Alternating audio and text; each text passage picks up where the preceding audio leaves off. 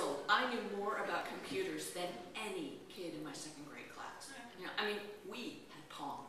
We had Atari. Okay. And by the time I was in college, you know, things had progressed a bit, but I was keeping up. You know, I took basic. And I worked with the geeks in the computer lab in the basement on the VAX mainframe. And I made flowcharts. And I was even an early adopter of the internet. I had my AOL account, and I would type one-handed emails at 3 a.m. while my baby nursed. And of course, only 2 of my friends even had email accounts in 1995. One of them's in my house right now.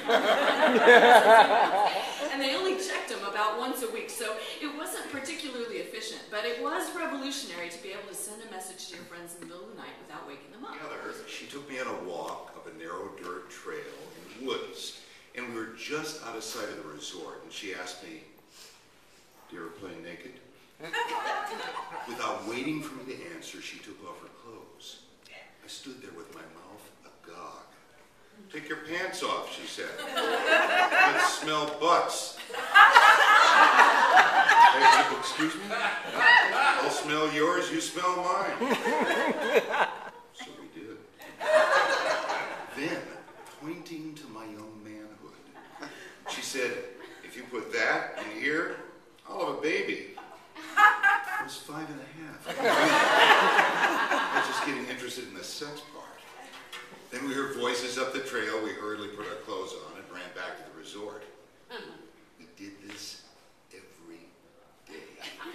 You might feel intimidated when he tells you that he used to date Mimi Rogers. Your mind might go spinning. This guy went out with Mimi Rogers. How can I compete with Mimi Rogers? You might get very, very down on yourself. I'm not worthy of this handsome, honest, young Sean Connery-like guy who went out with Mimi Rogers. How can I be enough for him, this charming Scottish god on the phone? You might Google Mimi Rogers. Only to be reminded that she was in hit films Someone to Watch Over Me and Austin Powers, was once married to superstar Tom Cruise, and is a rumored nymphomaniac. I'm out of my league, you might lament. Why can't I just be more like Mimi Rogers?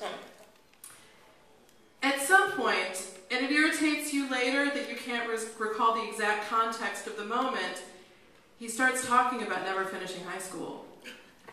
It could have been when you asked him more about his master's degree or his desire to go on for his PhD, but at some point he does mention that he dropped out of high school when things were getting too tough for him. He goes on later to explain that he disengaged from his friends, the drug-dealing, gun-toting thuggish types native to the south central LA suburb where he grew up, by hiding in libraries and burying himself in books and inside the minds of great thinkers. He doesn't exactly put it that way. What he actually says is, I stopped talking to all of my friends and spent all my free time reading in libraries. When I got into college, though, it was the moment of truth. My first lover. Bruce was a sweet man with green eyes and slow hands, but I was still nervous, and I wasn't nervous. I was terrified the first time I undressed for him. I unbuttoned my top, unhooked my bra, and heard the words that are so precious to small-breasted women everywhere. Baby, more than a mouthful is too much anyway.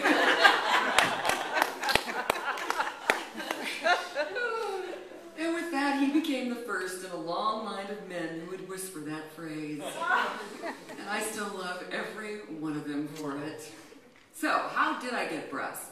Well, I did it the old-fashioned way. Ticked by. All I could think of was racing home to see my brother and celebrate his arrival. It had been a year since I had seen him last.